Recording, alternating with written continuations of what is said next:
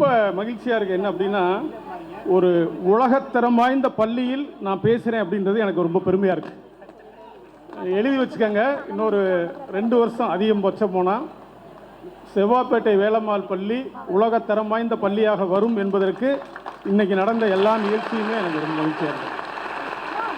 நான் கொஞ்சம் மறந்து போயிட்டேன், எங்கே ஆரம்பிக்கிறது எப்படி முடிக்கிறது அப்படின்னு கொஞ்சம் குழப்பமாக இருக்குது. நம்ம எங்கே போனாலுமே அப்துல் கலாம் சாருக்கு ஒரு தேங்க்ஸ் சொல்லிட்டு தான் என்னோடய உரையை நான் தொடங்குவேன். ஏன்னா 2010 வரைக்கும் நான் இப்படி மேடையிலலாம் ஏறி வர முடியாது. ஒரு 10 கிலோ வெயிட் உள்ள கால் தான் நாங்கள் எல்லோரும் போட்டிருந்தோம் மாற்றுத்திறனாளிகள்.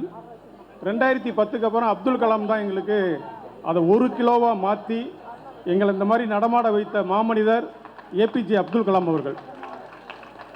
அதுக்கப்புறம் அந்த விஷயத்தை நம்ம தொடர்ந்து நம்ம பண்ணிகிட்டு இருக்கோம்.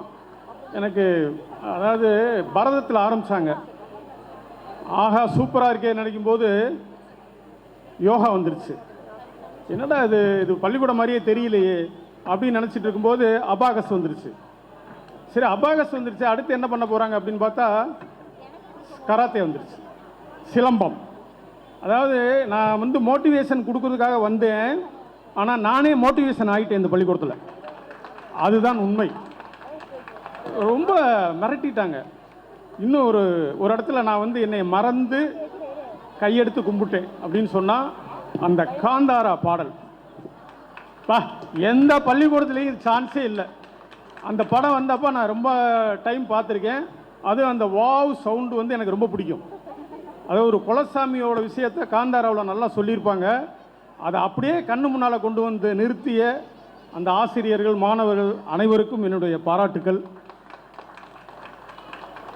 நம்பிக்கை, நமக்கு நம்பிக்கை ரொம்ப முக்கியம். ஒரு இளைஞன் நிறையா படிச்சிருக்கான், வேலைக்கு போகணும் அப்படின்னு ஆசைப்பட்றான், அவனை படித்த வேலை கிடைக்கல, எல்லாருமே அவனை திட்டுறாங்க. அவன் ஒரு தவறான முடிவு எடுக்கிறான். என்னன்னா, நம்ம இனி இந்த ஊரில் வாழ முடியாது அப்படின்ட்டு தற்கொலை பண்ணிக்கிறதுக்காக ஒரு ரயில்வே தண்டவாளத்தை நோக்கி போகிறான். அவன் பக்கத்தில் போயிட்டு இருக்கும்போது அந்த பக்கம் ஒருத்தர் பேசிக்கிட்டு இருக்காரு. அதை கேட்டுட்டான். கேட்டவொடனே இவனுக்கு வாழணும்னு ஆசை வந்துருச்சு. தற்கொலை பண்ணிக்க போகிறவனை அந்த பேச்சு மாற்றிருச்சு. உடனே கிளம்பி அவர் பேசி முடிக்க வரைக்கும் வெயிட் பண்ணான். அவர் பேசி முடித்தோன்னே அவர்கிட்ட போய் கை கொடுத்தான். ஐயா, நான் செத்து போகலாம்னு நினச்சேன், உங்கள் பேச்சை கேட்டவொடனே எனக்கு வாழணும்னு ஆசை வந்துருச்சு. அந்த பேச்சாளருக்கு ரொம்ப மகிழ்ச்சி. நான் எவ்வளவோ விருது வாங்கியிருக்கேன், ஆனால் முத ஒரு உயிரை காப்பாற்றிருக்கேன். நான் பேசினதில் எந்த பகுதி உனக்கு ரொம்ப பிடிச்சிருந்துச்சு?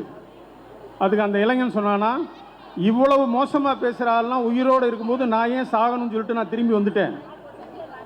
ஒரு சாவுக்கு சென்ற ஒரு இளைஞனை ஒரு தவறான பேச்சு நம்பிக்கை கொடுத்ததுன்னா, இவ்வளோ பெரிய நம்பிக்கை வாய்ந்த டீச்சர்கள், சேர்மன், அவர் பிரின்சிபால், அவர் நம்முடைய ஐயா என்னது கரஸ்பாண்டன்ட், இவங்கெல்லாம் சேர்ந்து உங்களுக்கு ஒரு நல்ல விஷயத்தை பண்ணியிருக்காங்க.